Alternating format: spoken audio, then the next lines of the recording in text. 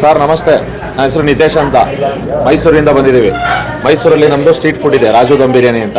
ಈಗ ಗ್ಯಾಸ್ ಎಲ್ಲ ಸಮಸ್ಯೆ ಆಗಿರೋದ್ರಿಂದ ಈಗ ಮರಳಿ ಗುಡಿಗೆ ನನಗೆ ಮತ್ತೆ ಸೌದೆ ಒಲೆಗೆ ಹುಡಿಕೊಂಡು ಬರೋ ಪರಿಸ್ಥಿತಿ ಆಗಿದೆ.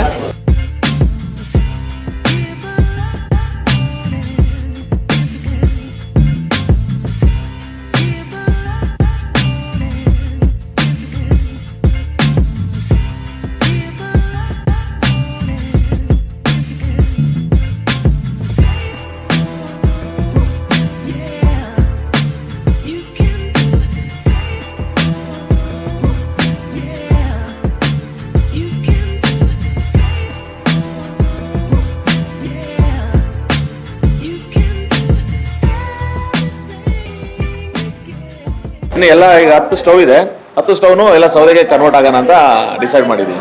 ದೇಸಿ ಸ್ಟವ್ ಸೂಪರ್.